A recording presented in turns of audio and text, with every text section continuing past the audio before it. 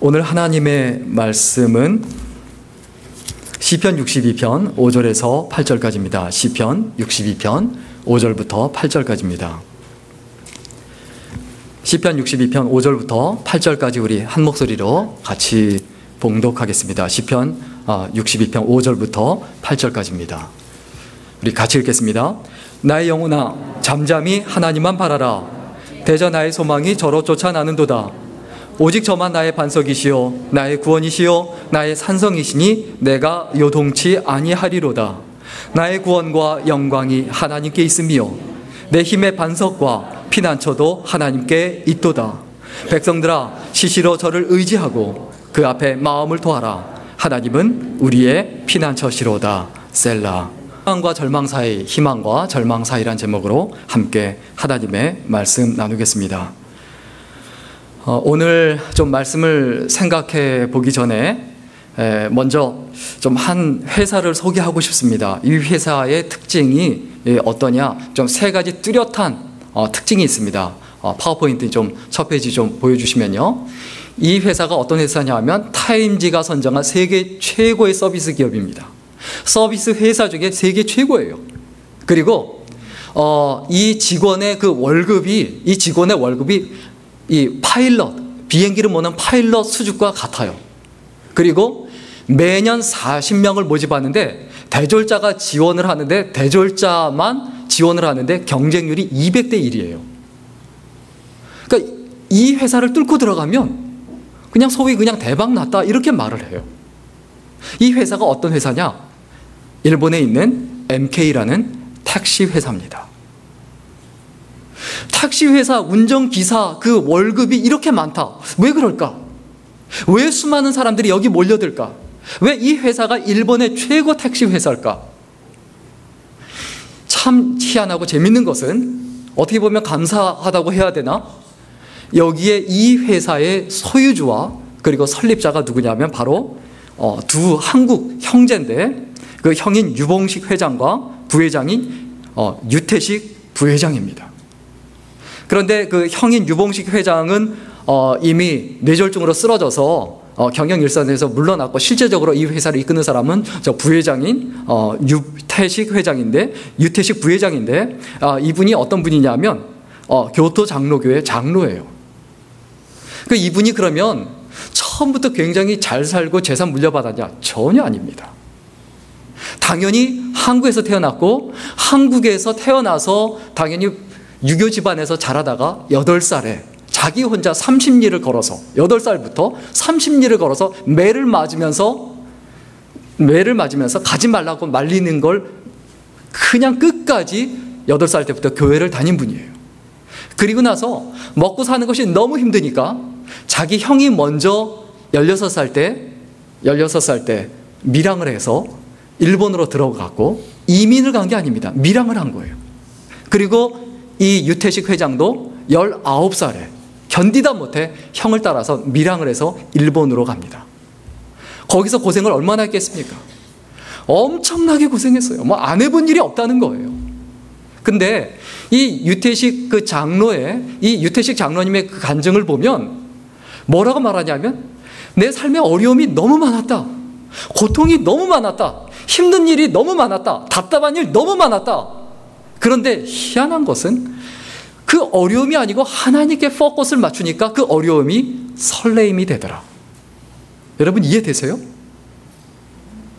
내가 그 문제를 바라보고 문제에 초점을 맞췄을 때는 그 어려움이 나한테 고통이 되고 괴로움이 됐는데 그 어려움 가운데서 하나님께 초점을 맞추니까 두근거리고 설레더라는 거예요.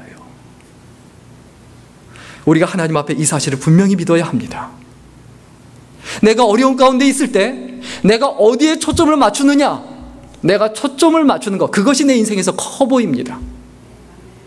내가 하나님께 초점 맞추면 하나님의 전부가 돼요. 그러나 어려움에 초점을 맞추면 자기 인생에서 어려움이 전부가 돼요. 우리의 인생의 전부는 무엇입니까?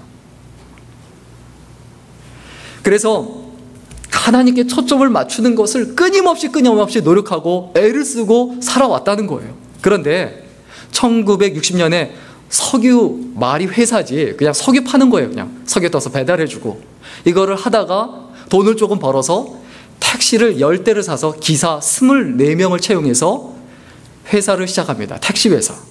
그리고 30대가 있는 조금 지나서 30대가 있는 다른 회사를 설립을 해서 이름을 MK 택시 회사라고 짓고 그리고 그 회사가 막 번창하기 시작을 했는데 이때 초점을 맞춘 건 뭐냐면 하나님께 초점을 맞추듯 고객에게 커스터머에게 초점을 맞췄다는 거예요. 그래서 자기 인생에서 커스터머, 이 회사의 커스터머는 두 부류가 있다. 하나는 어떤 커스터머냐면 외부 고객과 외부 커스터머와 내부 커스터머가 있다. 외부 커스터머는 택시를 타는 분들이고 그리고 내부 커스터머, 내부 손님은 누구일까요? 그렇죠. 기사들이죠. 그래서 이 외부 고객에 대해서 어떻게 서비스를 하느냐? 반드시 4가지 이야기를 하도록 질문을 하도록 말을 하도록 되어 있습니다. 이 말을 안 하면 한 가지라도 빼먹으면 택시 요금을 안 내도 좋다라고 계속 광고라고 홍보를 했어요. 그 4가지가 뭐냐 하면 감사합니다라는 게 첫 마디입니다. 두 번째는 뭐냐 하면 오늘은 누구누구 기사가 모시겠습니다. 자기 이름을 대는 거예요. 그리고 행선지는 어디가 맞습니까? 그러니까 어디 가자고 말하면 어디가 맞습니까? 라고 다시 확인을 하는 거예요. 그리고 또 내릴 때 문을 열어주고 탈 때도 문을 열어주고 내릴 때도 문을 열어주고 그 머리가 위에 부딪히지 않도록 이렇게 막아줘요. 그리고 닫아주고 그리고 내릴 때에도 잊으신 물건은 없습니까? 라고 꼭 물어보도록 이렇게 말을 하도록 훈련을 시키고 교육을 시킵니다. 우리가 좀 이런 어떤 택시 회사 돈이 중심이 아니라 그냥 기사들 중심이 아니라 커스터머 중심의 회사를 이끌어가니까 그 회사가 잘 될 수밖에 없어요. 그래서 사람들이 자녀들이 늦은 밤에 귀가를 할 땐 무조건 MK 택시를 타라. 그 회사는 무조건 안전하다. 무조건 믿을 수 있다라는 거예요. 워낙 까다롭게 사람을 뽑고 또 워낙 까다롭게 교육을 시키니까. 또 그 다음에 두 번째로 내부 고객인 그 기사들에 대해서 운전기사들에 대해서 어떻게 서비스를 했느냐. 자꾸 직원들이 결근이 많고 지각이 많아요. 왜 그런가 해서 직원들의 집을 두 형제가 찾아가 봤대요. 찾아가 보니까 이 택시를 몰아서 생계가 유지가 안 되는 거예요. 그러니까 투잡을 뛰고 다른 일을 하는 거예요. 그러니까 자꾸 늦고 결근을 하는 거예요. 그래서 안 되겠다 싶어서 MK 주택을 만들어서 그냥 공짜로 이 직원들은 그냥 그 집에 그냥 들어오는 거예요. 이 회사에 들어가면 집이 해결이 돼요. 이게 얼마나 좋습니까? 그리고 또 어떻게 했냐면 이 기사들을 위해서 가정근무 교대라는 제도를 만들었습니다. 보통 회사로 가서 교대를 해야 되잖아요. 그런데 택시를 몰고 회사로 퇴근을 하는 게 아니라 어디로 퇴근을 할까요? 집으로 퇴근해서 거기서 차를 몰고 그냥 운행이 그대로 시작이 되는 거예요. 그러니까 보통 최소한 1시간, 2시간씩 그게 세이브가 되는 거죠. 이런 어떤 합리적인 제도를 가지고 업무를 시작하고 그리고 출퇴근을 하게 되니까 이와 같이 더 많은 수입을 올릴 수가 있게 되고 운행을 할 수 있게 되죠. 그런데 이 MK 회사의 또 뚜렷한 특징 뭐냐 하면 어떻게 보면 이거는 다른 사람들이 욕을 하는 부분이기도 해요. 교통 티켓을 받으면 무조건 운전기사가 몰게 돼 있어요. 왜 그러냐 하면 절대로 교통법규를 어기지 말라는 거예요. 안전과 그 법규를 지키는 것을 위해서는 모든 것에 초점을 맞춰라 하는 거예요. 그래서 이 회사가 결국 어떻게 됩니까? 최고의 택시 회사가 됐죠. 우리의 삶과 인생에서도 마찬가지입니다. 우리의 마음속에 힘든 일과 어려운 일들이 있을 때 그때 무엇을 기억해야 되느냐? 절대로 어려운 일들과 힘든 일에 초점을 맞추지 마라. 그러면 어떻게 할까요? 자기가 스트레스 받으니까 집에 가서 자기 가족들 들들 볶는 거예요. 남편 들들 볶고 아내 들들 볶고 교회 와서 누구 들들 볶습니까? 자기 스트레스 받았는데 왜 목사한테 죄송합니다. 뭐 무슨 얘기인지 아시죠? 뭐 어디에서 뺨 맞고 어디서 화풀이 한다고 어디서 화가 났으면 거기서 풀고 거기서 끝내고 와야지 왜 엉뚱한 데 와서 인상 쓰고 엉뚱한 사람한테 화풀이하고 그건 뭡니까? 자기가 사는 곳을 지옥으로 만드는 거죠. 내 인생이 잘 되느냐 잘못되느냐 이건 내가 어디에 포커스를 맞추느냐 여기에 달려 있어요. 우리가 이 땅에 힘들고 어렵게 살고 있습니다. 이러한 상황에서 우리가 어디에 초점을 맞춰야 되느냐? 하나님께 초점을 맞춰야 되죠. 오늘 성경 본문 시편 62편은 다윗이 썼는데 다윗이 정말 어려운 가운데 썼습니다. 보통 학자들은 어떤 가운데 썼냐? 시편 62편과 63편이 압살롬에게 쫓겨서 자기 아들 누구요? 압살롬에게 쫓겨서 왕좌에서 쫓겨나서 그들이 압살롬의 부하들이 자기를 죽이려고 할 때 아들이 자기를 죽이려고 할 때 도망가면서 지은 시가 바로 시편 62편이라고 합니다. 이때 이 마음이 어떤 상황이었는가? 이것을 시편 62편 3절과 4절에서 뚜렷하게 묘사를 하고 있습니다. 시편 62편 3절과 4절 제가 읽어드리겠습니다. 넘어지는 담과 흔들리는 울타리 같은 사람을 죽이려고 너희가 일제히 박격하기를 언제까지 하려느냐? 저희가 그를 그 높은 위에서 떨어뜨리기만 꾀하고 거짓을 즐겨하니 입으로는 축복이요 속으로는 저주로다. 자기 아들이 자기를 죽이려고 해요. 자기 자신을, 다윗을 누가 모함을 합니까? 자기 아들이 모함을 하고, 그리고 백성들이 오히려 자기를 죽이려고 해요. 그러한 가운데, 그러한 절박한 가운데 지은 시가 바로 이 시입니다. 이 어려운 때에 다윗이 한 것이 무엇이냐? 바로 오늘 본문 1절 그리고 5절에 있는 부분입니다. 우리 오늘 본문 5절 다 같이 읽겠습니다. 오늘 성경 본문 5절입니다. 같이 읽겠습니다. 시작. 나의 영혼아 잠잠히 하나님만 바라라. 대저 나의 소망이 저로 쫓아 나는도다. 압살롬을 보지 말고, 나를 죽이려고 하는 사람 보지 말고, 나를 모함하는 사람을 보지 말고 무엇을 봐라? 하나님을 봐라. 나의 영혼아, 자기 스스로에 대해서 뭐라고 말합니까? 하나님을 봐라. 소망이 어디에서 나온다?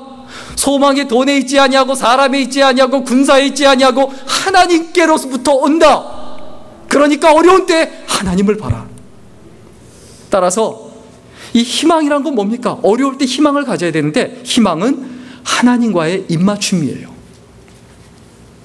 왜 희망이 하나님과의 입맞춤이냐? 여러분, 입을 맞출 때 눈을 감습니까? 뜹니까? 예, 뜨는 분 이상한 분입니다. 예, 눈을 감죠? 우리가 힘들고 어려울 때 눈 감아야죠. 감고 그 다음에 키가 클 수도 있고 작을 수도 있는데 어떻게 합니까? 서로 맞춰야 되죠. 희망은 뭡니까? 어려운 가운데 어떠한 가운데서든지 간에 내가 눈을 감고 다른 것 보지 아니하고 하나님을 생각하고 하나님께 입맞추고 하나님을 향하고 하나님과의 사랑을 나누는 것, 이것이 바로 희망이다. 우리는 잠잠히 하나님을 바라보며 기다릴 줄 알아야 합니다. 특별히 여기서 어떤 단어가 마음에 새겨지세요? 나의 영혼아 잠잠히, 잠잠히. 호들갑 떨 필요 없습니다. 어려움이 뭐 대수라고, 뭐 별거라고, 누가 나를 모함하고 나를 힘들게 하고 내 마음을 아프게 했다, 그게 뭐 그렇게 대수라고, 뭐가 그렇게 큰일이라고 그것 때문에 호들갑 떨고 힘들어하고 어려워하고 괴로워하고 왜 답답해합니까? 그럴 필요 전혀 없다는 거예요. 결국 잠잠히 하나님만 바라라는 건 무슨 얘기입니까? 어려울 때 하나님께 기도하라는 거죠. 근데 우리가 기도할 때도 문제예요. 뭐가 문제입니까? 우리는 기도할 때 우리의 눈을 하나님께 두고 기도해야 되는데 어려움에 두고 어려움에 포커스를 맞추고 계속 기도해요. 그래서 하나님을 보고 있으면 문제가 작게 여겨지는데 문제를 보고 있으니까 계속 하나님이 작게 보이는 거예요. 문제는 크게 보이고 하나님은 작게 보이는 거예요. 그래서 기도할 때 뭐가 문제가 됩니까? 우리의 진정한 문제는 뭡니까? 기도 안 한다는 것도 문제지만 기도할 때도 어떻게 합니까? 하나님을 찾지 않고 문제에 대한 답을 찾아요. 하나님 이거 해결해 주옵소서. 뭐가 그렇게 문제가 큰 거라고요? 여러분, 문제가 더 큽니까? 하나님이 더 큽니까? 여러분 다 아시잖아요. 하나님이 더 크면 하나님께 포커스를 맞춰야지 왜 문제에 포커스를 맞추고 기도하고 매달리며 그 답을 찾냐는 거예요. 우리는 하나님께 포커스를 맞추고 초점을 맞추고 그리고 하루를 시작하는 법을 배워야 합니다. 우리는 하루를 시작하는 곳, 그때 새벽이죠. 어떤 새벽을 여러분 맞이하세요? 기도로 맞이하는 새벽은 강력합니다. 왜냐하면 절망 중에 희망을 보게 하기 때문입니다. 답답함이 평안함이 되게 하기 때문입니다. 가장 큰 슬픔이 가장 큰 기쁨이 되게 하기 때문입니다. 기도로 맞이하는 새벽은 어떻습니까? 따뜻합니다. 어떤 아픔도 위로받기 때문입니다. 어떤 상처도 치유되기 때문입니다. 어떤 깨진 관계도 회복이 되기 때문입니다. 기도로 맞이하는 새벽은 기적입니다. 왜 기적입니까? 불가능을 가능으로 바꿔주기 때문입니다. 불행을 행복으로 바꿔주기 때문입니다. 무능한 사람을 능력 있는 사람으로 바꿔주기 때문입니다. 그러나 새벽을 깨우지 않는 사람에게는 새벽이 그 인생에 존재하지 않듯 기도하지 않는 사람에게는 하나님의 역사, 하나님의 도우심은 절대로 존재하지 않습니다. 왜 내 삶에 하나님의 역사하심과 왜 도우심이 없느냐? 기도하지 않기 때문에 그래요. 하나님께 초점을 맞추지 않기 때문에 그래요. 하나님을 바라보지 않기 때문에 그래요. 여러분 문제 있으세요? 있을 겁니다. 어려움 있으세요? 있을 겁니다. 하나님 앞에 그 어려움과 문제가 아무것도 아님을 믿으시기를 주의 이름으로 간절히 축원합니다. 우리 시편 46편 5절 같이 읽겠습니다. 시편 46편 5절입니다. 우리 같이 읽습니다. 시작. 하나님이 그 성중에 거하심에 성이 요동치 아니할 것이라. 새벽에 하나님이 도우시리로다. 언제 하나님이 도우신다고요? 새벽에. 하나님께 우리가 기도하고 부르짖고 첫 시간을 하나님께 드리고 그 어떤 것을 하기 전에 가장 먼저 하나님께 조율하고 내 마음을 하나님께 조율하고 내 뜻을 하나님께 조율하고 어떻게 살아갈지 하나님께 조율하고 그 하루를 시작할 때 하나님께서 그 새벽에 도우십니다.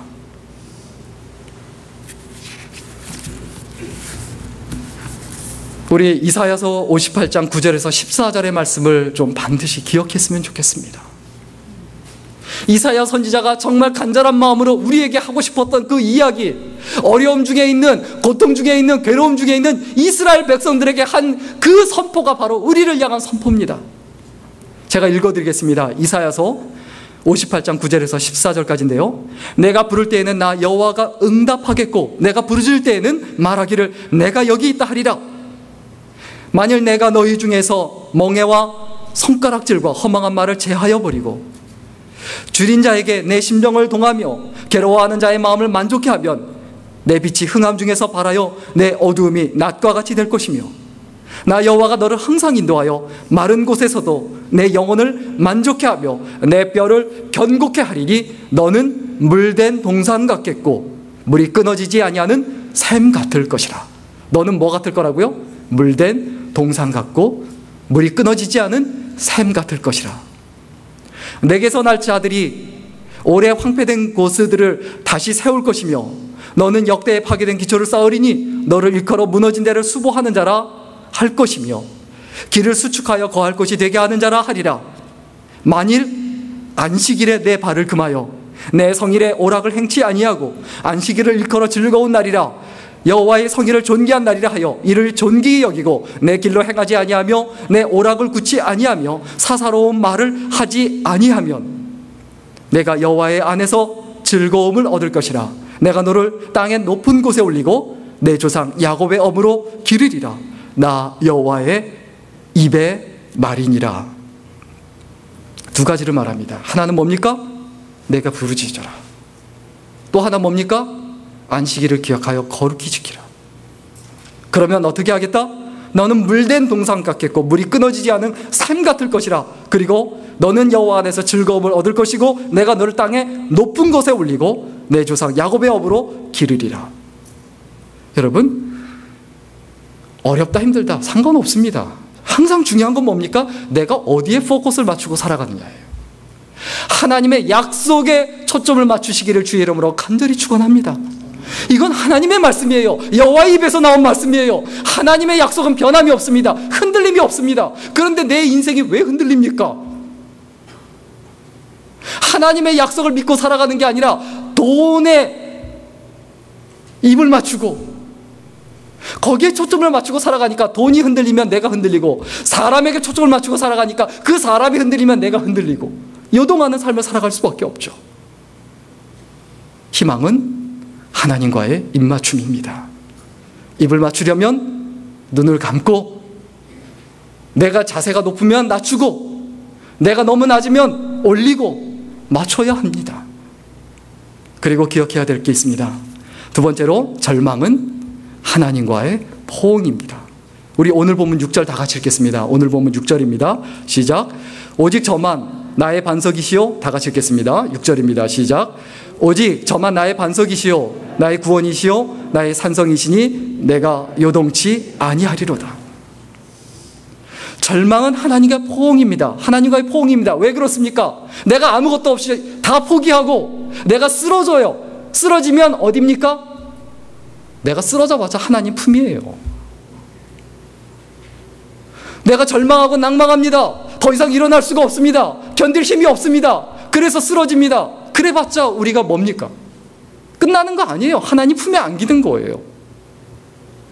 왜 우리가 어려움 중에도 흔들리지 않습니까? 하나님 품에 있기 때문에 그래요. 절망 별겁니까? 절망은 뭐라고요? 누구와의 포옹이라고요? 근데 여러분, 신앙생활 하면서 계속 나는 돈과 포옹하고 싶습니다. 돈은 나의 목자시니 내게 부족함이 없으리로다. 날마다 우리 스스로를 되돌아보고 생각하고 고민해야 합니다. 어떤 생각을 해야 합니까? 우리의 삶에서 아무것도 들고 있지 않은 빈손이 가장 무겁습니다. 뭔가를 들고 있는 게 진짜 무거운 게 아니라 아무것도 없이 빈손으로 집에 들어가는 그 걸음. 그 걸음이 가장 힘들고 가장 처량해요. 어떤 걸음이 가장 무겁습니까? 목적지가 있어서 막 가는 그 걸음이 무거운 게 아니라 목적지가 없어서 그냥 방황하는 거예요. 터덜터덜. 이렇게 하지도 못하겠고 저렇게 하지도 못하겠고 어떻게 하면 좋겠는가? 뭐가 슬픈 겁니까? 내가 사랑받지 못하는 것도 슬프지만 더 슬픈 건 뭡니까? 하나님을 사랑할 수 없고 가족을 사랑할 수 없고 내 주위에 있는 사람들을 사랑할 수 없는 것, 이게 더 슬픈 거예요. 받은 것이 없는 인생보다 줄 것이 없는 인생이 더 슬픈 거고 더 서러운 거죠. 우리는 어떤 사람이 되어야 합니까? 내 아픔보다 다른 사람의 아픔, 내가 힘든 것보다 다른 사람이 힘든 것을 돌아볼 수 있어야 되죠. 우리가 반드시 기억해야 되는 게 있습니다. 우리가 절망을 합니다. 절망을 하면 삶이 고통스럽습니까? 아니면 좋습니까? 여러분, 절망해도 고통스럽고요, 희망을 가져도 고통스러워요. 무슨 얘기인지 이해되시죠? 근데 왜 절망합니까? 오히려 절망하는 것이 더 힘듭니다. 더 괴롭습니다. 내가 포기하면 쉬울 것 같지만 아니에요. 내가 인간관계를 포기하고 가정을 포기하고 여러 가지 내가 하려고 하는 것을 다 포기해요. 그래서 절망하고 낙심합니다. 그거 쉬운 사람이 어디 있습니까? 힘들어요. 여러분, 절망하는 것도 힘들고 희망을 갖는 것도 힘듭니다. 그러면 내가 절망할 때 힘든 그 고통, 치러야 하는 그 고통을 오히려 희망에다 치러야 되죠. 인생의 성공자는 어떤 사람입니까? 절망에 치러야 하는 그 고통을 희망에 지불하는 사람, 그 사람이 바로 인생의 성공자입니다. 세상 살면서 어차피 힘든데 그러면 우리의 그 고통을 어디에다가 누구에게다 드리는 게 좋습니까? 하나님께 드리십시오. 십자가 지는 일에 쓰십시오. 우리가 무엇의 고통을 지불하는 사람이 되겠는가? 우리 찬송가 337장 잘 알고 계실 겁니다. 내 모든 시험 무거운 짐을. 부르진 않고 읽어드리겠습니다. 삑사리가 날 수도 있고 해서 아무도 안 웃으시네. 이럴 땐 좀 웃어주셔야 되는데. 예, 내 모든 시험 무거운 짐을, 어떤 찬양입니까? 내 모든 시험 무거운 짐을 주 예수 앞에 아뢰이면 근심에 쌓인 날 돌아보사 내 근심 모두 맡으시네. 무거운 짐을 나 홀로 지고 견디다 못해 쓰러질 때 불쌍히 여겨 구원해 주리 은혜의 주님 오직 예수. 또 2절에 뭐라고 말합니까? 내 모든 괴로움 닥치는 환난 주 예수 앞에 아뢰이면 주께서 친히 날 구해 주사 넓으신 사랑 베푸시네. 내 짐이 점점 무거워질 때 주 예수 앞에 아뢰이면 주께서 친히 날 구해 주사 내 대신 짐을 져주시네. 마음의 시험 무서운 죄를 주 예수 앞에 아뢰이면 주 예수는 나의 능력이 되사 세상을 이길 힘 주시네. 이 가사를 한번 생각해 보세요. 무거운 짐을 나 홀로 지고 견디다 못해 쓰러질 때, 그때 내가 결국 쓰러지면 어디에 쓰러지는 거죠? 주님 품에 쓰러진 거예요. 그래서 불쌍히 여겨 날 구해주리 은혜의 주님 오직 예수. 우리는 어떤 사람이 되어야 합니까? 내가 절망했다, 쓰러졌다, 낙담했다, 그러면 하나님께 더 가까워진 거예요. 하나님과 아예 밀착이 된 거예요. 이것을 놓치지 말아야 합니다. 성경에 보면 하나님께 위대하게 쓰임받는 위대한 일꾼들이 많습니다. 그 사람들이 어떤 사람들입니까? 극도의 고통 가운데 살았던 사람, 극도로 어려운 가운데 살았던 사람들이에요. 그런데 이 아브라함 같은 경우 어떻습니까? 그 어려운 가운데 더욱더 하나님께 매달리고 하나님께 의지했고, 부족함과 허물 가운데서도 하나님께 의지했죠. 창세기 18장 17절에 보면 하나님께서 아브라함에 대하여 뭐라고 말하십니까? 여호와께서 가라사대 나의 하려는 것을 아브라함에게 숨기겠느냐. 그가 힘들고 어려울 때 하나님이 어떤 존재가 되어주셨다는 거죠? 친구가 되어주셨다는 거예요. 또 모세를 생각해 보세요. 그가 어려울 때 하나님께 매달리고 의지했는데 하나님께서 그를 친구로 여기셨어요. 출애굽기 33장 11절에 보면 사람이 그 친구와 이야기함 같이 여호와께서는 모세와 대면하여 말씀하시며, 그 사람이 친구와 이야기함 같이, 친구와 이야기함 같이 누구하고 이야기했다고요? 모세와. 야고보서 4장 8절에 이런 말씀이 있습니다. 하나님을 가까이 하라. 그리하면 너희를 가까이 하시리라. 하나님은 어떤 사람을 가까이 하신다고요? 하나님을 가까이 하는 사람. 왜 하나님이 멀리 있게 느껴지고 왜 하나님이 가까움을 느끼지 못합니까? 왜 그렇습니까? 그 이유는 아주 간단하죠. 왜 그렇죠? 내가 하나님을 가까이 하지 않기 때문에 그렇죠. 이사야서 41장 1절에도 보면 가까이 나오라 그리하고 말하라 우리가 가까이 하여 서로 변론하자. 하나님께서는 우리를 계속해서 초청하고 이야기하자고 하세요. 기도하라는 거죠. 오늘 말씀 정리하고 마치겠습니다. 우리 오늘 본문 7절과 8절입니다. 오늘 본문 7절과 8절 같이 읽겠습니다. 오늘 본문 7절과 8절입니다. 시작. 나의 구원과 영광이 하나님께 있으며 내 힘의 반석과 피난처도 하나님께 있도다. 백성들아 시시로 저를 의지하고 그 앞에 마음을 토하라. 하나님은 우리의 피난처시로다. 아멘. 희망과 절망은 뭐냐? 희망과 절망 사이에 뭐가 있느냐? 그냥 하나님의 사랑입니다. 하나님과의 입맞춤도 하나님과의 사랑이고 하나님과의 포옹도 하나님과의 사랑입니다. 모든 것은, 우리의 삶에서 모든 것은 하나님과의 사랑입니다.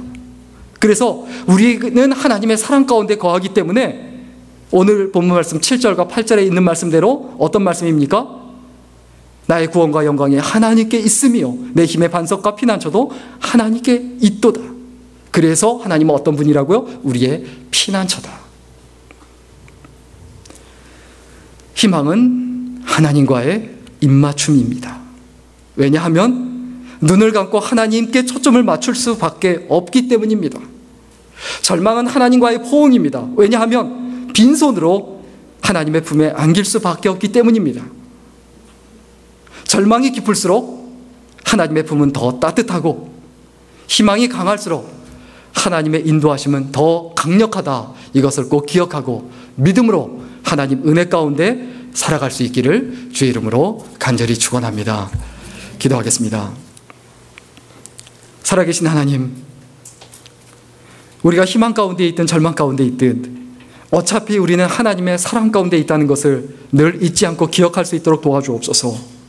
삶의 어려움과 문제에 초점을 맞추지 않게 하시고 오직 하나님께 초점을 맞춤으로 늘 승리하게 하여 주옵소서. 감사드리며 예수님의 이름으로 기도드렸습니다. 아멘.